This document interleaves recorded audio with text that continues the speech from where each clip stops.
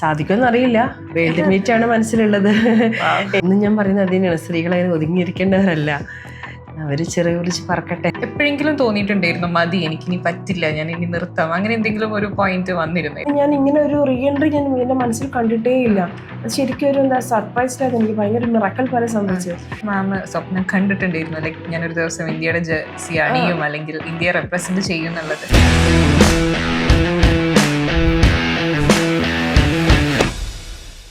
Hi all, ഞാൻ ആർദ്ര. ഇന്ന് എൻ്റെ കൂടെ ഉള്ളത് ഒരു സ്പെഷ്യൽ ഗസ്റ്റ് ആണ്. സോ സ്പെഷ്യൽ ഗസ്റ്റ് എന്ന് മാത്രം പറഞ്ഞാൽ മതിയാവില്ല, ആളൊരു ഇന്ത്യൻ അത്ലറ്റ് കൂടിയാണ്. സോ ഇന്ത്യൻ അത്ലറ്റ് എന്ന് പറയുമ്പം ഈ ഹാമർ ത്രോ എന്നുള്ള ഇവൻറ്റിൽ ഇന്ത്യയെ റെപ്രസെന്റ് ചെയ്തിട്ടുള്ള ഒരു സ്പെഷ്യൽ പേഴ്സൺ കൂടിയാണ് എൻ്റെ കൂടെ ഉള്ളത്, മിസ്സസ് മെഹ്റുഷ് ജബ്ബാർ. സോ മാമിനെ കുറിച്ച്, മാമിൻ്റെ ലൈഫിലേക്ക്, അതായത് മാമിൻ്റെ കരിയറിലേക്ക്, സ്പോർട്സ് കരിയറിൽ മാമോ ഉടനീളമുള്ള കാര്യങ്ങളും ഇൻസ്പയർഡ് ആയിട്ടുള്ള ഒരുപാട് കാര്യങ്ങളാണ് ഇന്ന് മാം നമ്മളുമായിട്ട് ഷെയർ ചെയ്യുന്നത്. സോ കൂടുതൽ കാര്യങ്ങൾക്ക് മാമിനെ കുറിച്ച്. മാം ഒരിക്കൽ ഇന്ത്യയെ റെപ്രസെന്റ് ചെയ്തിട്ട് ഏഷ്യൻ മാസ്റ്റേഴ്സ് ചാമ്പ്യൻഷിപ്പിൽ മാം മികച്ചൊരു വിജയം കൈവരിച്ചു. അപ്പോൾ ആ ഒരു മെമ്മറി അല്ലെങ്കിൽ ആ ഒരു മൊമെന്റിൽ ഉള്ള കാര്യങ്ങളൊന്ന്. എൻ്റെ ഒരു ലൈഫ് ടൈം ഒരു ഭയങ്കര ആഗ്രഹമായിരുന്നു ഒരു ഇന്ത്യൻ ജേഴ്സി അണിയാന്നുള്ളത്. വളരെ ചെറുതിലുള്ള ആഗ്രഹം, പക്ഷെ അന്ന് എനിക്ക് ഫുൾഫിൽ ചെയ്യാൻ പറ്റിയില്ല. ഈ വൈകിയ വേളയിൽ തന്നെ പറയാം, ഈ മാസ്റ്റേഴ്സിലൂടെ എനിക്കത് സ്വായത്തമാക്കാൻ പറ്റി. അത് ഞാൻ ഭയങ്കര പ്രൗഡാണ്, പ്രൗഡ് ഫീലാണ്. അത് പറയുമ്പോൾ തന്നെ, ആ ഡ്രസ്സ് കാണുമ്പോൾ തന്നെ എനിക്കൊരു ഫീൽ. തീർച്ചയായിട്ടും അതിലേക്ക് എത്തുക വെച്ചാൽ, ഞാനൊരു എൻ്റെ സ്പോർട്സ് സ്റ്റോപ്പ് ചെയ്തിട്ട് മാരേജ് കഴിഞ്ഞ ഒരു 14 years കഴിഞ്ഞിട്ടാണ് ഞാൻ റീ എൻട്രി ചെയ്യുന്നത്. അപ്പോൾ അതിൽ ഫസ്റ്റ് ഒരു സ്റ്റേറ്റ് മീറ്റ് നാഷണൽസ് ഒക്കെ ചെയ്തു. അപ്പോഴാണ് അറിയുന്നത് ഇന്ത്യയിൽ വെച്ചിട്ടാണ് ഏഷ്യൻ മീറ്റ് നടക്കുന്നത്. അപ്പോൾ അതിനുവേണ്ടി പ്രിപ്പയർ ചെയ്താണ് ലാസ്റ്റ് നിമിഷം മാറ്റി ഫിലിപ്പൈൻസിലേക്ക് ആക്കി. പക്ഷേ എൻ്റെ സുഹൃത്തുക്കളും എൻ്റെ ഫാമിലിയും ഒക്കെ കൂടി ജോയിൻ ചെയ്ത് അവരുടെ സപ്പോർട്ടും ഒക്കെ കൂടി, മെയിനായിട്ട് പറയുകയാണെങ്കിൽ എൻ്റെ SSLC ബാച്ചിൽ എനിക്ക് ഒരു കൂട്ടായ്മയുണ്ട്. ഭയങ്കര ക്ലോസ് ആണ് ഞങ്ങൾ എല്ലാവരും. അപ്പം അവരുടെ ഒരു സപ്പോർട്ട്. എങ്ങനെയായിരുന്നു ആ ഒരു മീറ്റിലേക്കുള്ള പ്രിപ്പറേഷൻ ആൻഡ് ആ ഒരു ഇവന്റ് വരെ എത്തുന്ന കാര്യങ്ങൾ? ഓക്കെ ഞാൻ അതിലേക്കാണ് വരുന്നത്. അപ്പം ഞാനിങ്ങനെ ചെയ്യണ്ടെന്നുള്ള പ്ലാനിങ്ങിലായിരുന്നു. കാര്യം കുറച്ച് കോസ്റ്റ്ലിയാണ്. എനിക്കൊരു 2 lakhs മുകളിൽ എനിക്ക് ഫിനാൻസ് ആവശ്യം ഉണ്ടായിരുന്നു. അപ്പം ഞാൻ ഡ്രോപ്പ് ചെയ്തിരിക്കുകയായിരുന്നു.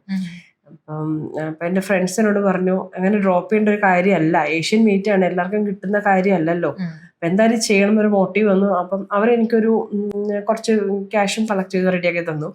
പിന്നെ എൻ്റെ ഫാമിലി, എൻ്റെ സിസ്റ്റർ, പിന്നെ കുറച്ച് അങ്ങനെ 1-2 പിന്നെ കാർഡിയ ഹെൽത്ത് സർജറി, അവരൊക്കെ നന്നായി സപ്പോർട്ട് ചെയ്ത് തന്നെ. അപ്പൊ പിന്നെ എനിക്ക് പോകാനുള്ള ചാൻസ് ആയി. ചെന്നപ്പോഴത്തേക്കും അവർക്ക് ജേഴ്സി കിട്ടിയപ്പോൾ തന്നെ ഭയങ്കര ഹാപ്പിയായി. എനിക്ക് മെഡൽ കിട്ടിയില്ലെങ്കിലും വേണ്ട ഒരവസ്ഥയായി. പക്ഷെ അവിടെ പോയി ഞാൻ ഹാർഡ് വർക്കർ ആയിരുന്നു, നന്നായി പ്രാക്ടീസ് ചെയ്തിരുന്നു, അതിനുവേണ്ടി നന്നായി പ്രിപ്പയർ ചെയ്തിരുന്നു. ഒരു 6 months നന്നായി ഞാൻ ഒരു ഹാർഡ് വർക്ക് ചെയ്തിരുന്നു. കോമ്പറ്റീഷൻ ചെയ്തു. ഇങ്ങനെ പ്രതീക്ഷിക്കാതെ ഞാൻ മെഡൽ വന്നു, സിൽവർ ആണ് വന്നത്. ഫസ്റ്റ് ആയിട്ട് വലിയ ലീഡൊന്നും എനിക്ക് ചെയ്യാൻ പറ്റുമോ എന്തോ ബാഡ് ലക്ക്, എനിക്ക് സെക്കൻഡാണ് വന്നത്. എന്നാലും ഞാൻ ഭയങ്കര പ്രൗഡാണ്.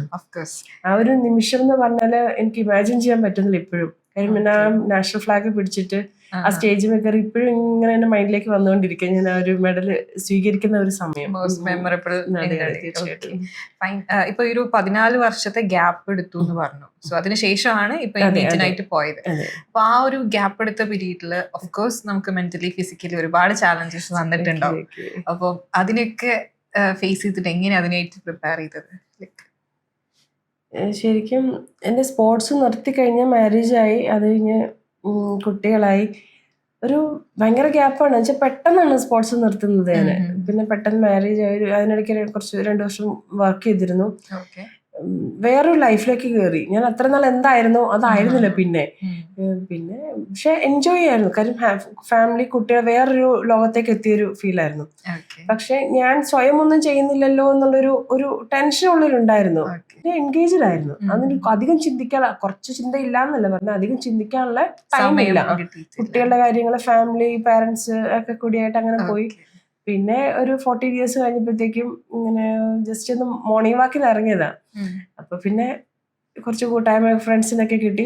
അതാണ് മോട്ടീവായത്. മാമിന്റെ ഈ ഒരു സ്പോർട്സ് കരിയറിൽ ഫസ്റ്റ് ആൻഡ് മോസ്റ്റ് എന്ന് നമ്മൾ പറയുന്ന ഫസ്റ്റ് അച്ചീവ്മെന്റ് എന്തായിരുന്നു? അതിനെ കുറിച്ച്. ഓക്കെ, ഞാൻ പറഞ്ഞില്ല ഹാമർ പഠിച്ചെന്ന് പറയില്ല. ഹാമർ പഠിച്ച ഫസ്റ്റ് ഇയറിൽ തന്നെ ഞാനൊരു സൗത്ത് സോൺ മീറ്റ് ഉണ്ടായിരുന്നു. അതായത് സൗത്ത് ഏരിയ മാത്രം കവർ ചെയ്തിരുന്നത്. ആ മീറ്റിൽ ഞാൻ പൊസിഷൻ വന്നു. അതാണ് ഫസ്റ്റ് അച്ചീവ്മെന്റ് എന്ന് പറയുന്നത്. പിന്നെ അവിടെ നിന്ന് സ്റ്റാർട്ട് ചെയ്തു. പിന്നെ ആ സൗത്ത് സോൺ തന്നെ ഞാൻ ഗോൾഡ് വന്നു. ഇന്റർസോൺ ഓൾ ഇന്ത്യ ചെയ്തു. അതിൽ ഞാൻ തേർഡ് വന്നു. പിന്നെ അവിടെ നിന്ന് അങ്ങ് സ്റ്റാർട്ട് ചെയ്തു. അതെ അതെ അതെ. പിന്നെ +2 കഴിഞ്ഞു. +2 തന്നെ അന്ന് സ്കൂൾസ് ചെയ്തു. ഏത് ക്ലാസ്സിൽ പഠിക്കുമ്പോഴായിരുന്നു? ഞാൻ 9th സ്റ്റാൻഡേർഡ് പഠിക്കുമ്പോഴാണ് ഞാൻ സ്റ്റാർട്ട് ചെയ്യുന്നത്. ഹാമർ പഠിച്ച കോമ്പറ്റീഷൻ സ്റ്റാർട്ട് ആവുന്നത്. സ്കൂൾ മീറ്റ് ചെയ്തിരുന്നു, അതിൽ മെഡൽ നിന്നു. അത് ഇനി +2 ചെയ്തു. +2 ആ 2 വർഷം +2 കോമ്പറ്റീഷൻ ഉണ്ടായിരുന്നു. ആ റെക്കോർഡ് തന്നെയാണ് കിടക്കുന്നത് അവിടെ. അത് കഴിഞ്ഞിട്ട് +2 കഴിഞ്ഞതിന് ശേഷം ഇപ്പം ആ സമയത്ത് ഞങ്ങൾക്കൊരു VA ജോർജ് ഞങ്ങളുടെ പെർഫോമൻസ് വെച്ചിട്ട് ഞങ്ങൾക്ക് സ്പോർട്സ് കൗൺസിൽ ഒരു കോച്ചിനാണ് അവിടെ തന്നായിരുന്നു. എല്ലാവരും പെർഫോമറാണ്. ഞാൻ മാത്രമല്ല, ക്ലബിലുള്ള എല്ലാ കുട്ടികളും പെർഫോമേഴ്സാണ്. ഇപ്പോൾ ഒരു നാഷണൽസ് ഉണ്ടെങ്കിൽ ഒരു 17 നമ്പറൊക്കെ ക്ലബിൽ നിന്ന് തന്നെ ഉണ്ടാവും. അപ്പം ഞങ്ങളുടെ അച്ചീവ്മെന്റ്സ് ബേസ് ചെയ്തിട്ട് സ്പോർട്സ് കൗൺസിൽ ഞങ്ങൾക്ക് ഒരു കോച്ച് എടുത്തു. അതിന് ജോർജ് പി ജോസഫ് എന്ന് പറഞ്ഞ സായിയുടെ കോച്ച് ഉണ്ടായിരുന്നു. പിന്നെ സാറിന്റെ ശിക്ഷണത്തിലായിരുന്നു ഞങ്ങൾ എല്ലാവരും ഉണ്ടായിരുന്നത്. അത് കഴിഞ്ഞിട്ട് ഒരു സമയം കഴിഞ്ഞപ്പോൾ സാർ ട്രാൻസ്ഫർ ആയിപ്പോയി. അപ്പൊ നമ്മളൊരു എന്താ പറയുന്നത് ഒരു ഗ്യാപ്പിലായി. അപ്പം ഞങ്ങളുടെ ജോർജ് കുട്ടി സാർ എന്ന് പറഞ്ഞ സാറ് നമ്മളെ കുറച്ച് കുട്ടികളെ സെലക്ട് ചെയ്തിട്ട് ട്രിവാൻഡ്രം സായിലേക്ക് സെലക്ഷൻ അയച്ചു. ഞങ്ങൾ പോയി 5 കുട്ടികൾക്ക് ഞങ്ങൾക്ക് സെലക്ഷൻ കിട്ടി. പിന്നെ ഉള്ള വർഷം പിന്നെ LNCP, അതായത് ട്രിവാൻഡ്രം സായിലാണ് ഉണ്ടായിരുന്നത്. അത് ട്രിവാൻഡ്രം സായിന്ന് മാത്രമല്ല, Lakshmibai national college four physical education LNCP എന്നാണ് പറയാം. അവിടെയായിരുന്നു നമുക്ക് നല്ല ഫെസിലിറ്റീസ് എല്ലാം ഉണ്ടായിരുന്നു. Training complete. അതോടൊപ്പം തന്നെ ഡിഗ്രി PG എല്ലാം അവിടെ കവർ ചെയ്തു. അവിടെ നിന്ന് പിന്നെ ഒരു ജോയ് ജോസഫ് സാർ ഉണ്ടായിരുന്നു. പിന്നെ ഒരു ഇന്ത്യൻ ടീമിന്റെ കോച്ച് ഉണ്ടായിരുന്നു, നിഷാദ് കുമാർ സാർ ഉണ്ടായിരുന്നു. പിന്നെ സത്യാനന്ദ് എന്ന ത്രോസിന് മാത്രം കോച്ച് ഉണ്ടായിരുന്നു. ഈ 3 പേര് ശിക്ഷണത്തിലാണ് പിന്നെ നമ്മൾ അവിടെ ട്രെയിൻ ചെയ്തിരുന്നത്. ശേഷം ആ ടൈമിൽ യൂണിവേഴ്സിറ്റി ഇന്റർ യൂണിവേഴ്സിറ്റി കോമ്പറ്റീഷൻസ് എല്ലാം പങ്കെടുത്തിരുന്നു. അന്ന് അതിൽ മെഡൽ വന്നില്ല. ഞാൻ 4th പൊസിഷൻ വരെ വന്നിട്ടുള്ളൂ. പിന്നെ PG കഴിഞ്ഞ ശേഷം ഞാൻ സ്റ്റോപ്പ് ചെയ്തു. സ്പോർട്സ് ഒക്കെ സ്റ്റോപ്പ് ചെയ്തു. നാട്ടിലേക്ക് പോരുക ചെയ്തത്. അപ്പൊ തന്നെ എനിക്ക് ജോബായി. ഞാൻ റബ്ബർ ബോണ്ടിന്റെ ഫാക്ടറിയിൽ ക്വാളിറ്റി ഇൻസ്പെക്ടറായിട്ട് വർക്ക് ചെയ്തു. 2 years വർക്ക് ചെയ്തു. സോ എപ്പോഴെങ്കിലും മാം സ്വപ്നം കണ്ടിട്ടുണ്ടായിരുന്നു, ലൈക്ക് ഞാനൊരു ദിവസം ഇന്ത്യയുടെ ജേഴ്സി അണിയും അല്ലെങ്കിൽ ഇന്ത്യയെ റെപ്രസെന്റ് ചെയ്യും എന്നുള്ളത്? ഞാൻ അന്ന് എനിക്ക് ഭയങ്കര ആഗ്രഹമായിരുന്നു. പക്ഷെ എനിക്ക് അന്ന് സാധിച്ചില്ല. പിന്നെ ഞാൻ ഇങ്ങനെ ഒരു റീ എൻട്രി ഞാൻ എന്റെ മനസ്സിൽ കണ്ടിട്ടേ ഇല്ല. അത് ശരിക്കും ഒരു സർപ്രൈസ്ഡ് ആയിരുന്നു. എനിക്ക് ഭയങ്കര മിറക്കൽ പോലെ സംഭവിച്ചത്. പിന്നെ റീ എൻട്രി അത് പെട്ടെന്ന് എനിക്ക് ഏഷ്യൻ മീറ്റ് ചെയ്യാൻ പറ്റുക. അത് സ്റ്റെപ്പ് ബൈ സ്റ്റെപ്പായിട്ട് district meet, state meet, nationals. അത് കഴിഞ്ഞപ്പോൾ നാഷണൽസ് ഫസ്റ്റ് വന്നപ്പോൾ ഞാൻ ഓർത്തു, ഞാൻ ഇത്രയും ഗ്യാപ്പായിട്ട് ഇനി മെഡൽ വന്നു.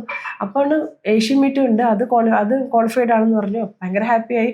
അപ്പോൾ എൻ്റെ സ്വപ്നമായിരുന്നല്ലോ ഒരു ഇന്ത്യൻ ജേഴ്സി അണിയാന്നുള്ളത്. അപ്പോൾ അത് സക്സസ് ആയി. പിന്നെ അതിലും മെഡൽ വന്നു. പിന്നെ ഞാൻ എന്താ പറയാ, ചിറക് വെച്ച് പറന്നു എന്ന് പറയാം. വീണ്ടും ഒരു ഓപ്പർച്യൂണിറ്റി വന്നപ്പോൾ വീണ്ടും. അതെ അതെ. ഇപ്പൊ നമ്മൾ ഈ മെഡൽസ് അല്ലെങ്കിൽ റെക്കോർഡ്സ് ഇതൊന്നും അല്ല, ഇതിന് പുറമെ നമ്മുടെ ഇതിന്റെ ഒരു ബാക്ക് സൈഡ്, അതായത് നമ്മുടെ പ്രാക്ടിക്കൽ സൈഡ്, അല്ലെങ്കിൽ നമ്മൾ ഇടുന്ന അത്രയും എഫേർട്ട്, ഈ കാര്യങ്ങൾക്ക് വേണ്ടി ഇൻവെസ്റ്റ് ചെയ്യുന്ന എഫേർട്ട് ഒരുപാടാണ്. സോ അതിനെ കുറിച്ച് നമ്മൾ എന്ത് ചെയ്താലും അതിന് പുറകെ നല്ലൊരു പ്രയത്നം വേണമല്ലോ. ഇപ്പൊ സ്കൂളിൽ പഠിക്കുകയാണെങ്കിലും എക്സാം എഴുതുമ്പോൾ നല്ല പ്രിപ്പറേഷൻ ഉണ്ട്. അതുപോലെ തന്നെ ഒരു കോമ്പറ്റീഷനും ഒരു 4-5 years പ്രാക്ടീസിന്റെ ബലമാണ് നമ്മൾ ഓരോ മെഡലും. നമ്മൾ എത്രമാത്രം വർക്കൗട്ട് ചെയ്യുന്നോ, എത്രമാത്രം നമ്മൾ അതിനകത്തേക്ക് ഇറങ്ങി ചെല്ലുന്നോ, അതുപോലെയാണ് നമ്മുടെ പെർഫോമൻസ് വരെ നമുക്ക് മെഡൽ കിട്ടുകയും ചെയ്യും. ഇതിന്റെ ഒരു റുട്ടീൻ എങ്ങനെയാ വരുന്നത്? Daily routine? ഞാൻ അന്നത്തെ സമയത്തായിരുന്നെങ്കിൽ ഞാൻ മോർണിംഗ് ഒരു 6 o'clock സ്റ്റാർട്ട് ചെയ്യും. 8 o'clock വരെ പ്രാക്ടീസ് ചെയ്യും. അതുപോലെ അത് കഴിഞ്ഞ് കോളേജിൽ പോകും. തിരിച്ചു വന്നു കഴിഞ്ഞാൽ 5:30 ആകുമ്പോൾ വീണ്ടും ഗ്രൗണ്ടിൽ ഇറങ്ങും. ഒരു 6:30, 7 o'clock വരെ പ്രാക്ടീസ് ഉണ്ടാവും. കോമ്പറ്റീഷൻ സമയത്ത് നമ്മൾ ഒരു ഉച്ച സമയത്തും ഒരു ദിവസം ത്രൈസ് പ്രാക്ടീസ് ചെയ്യുമായിരുന്നു. ഓക്കെ.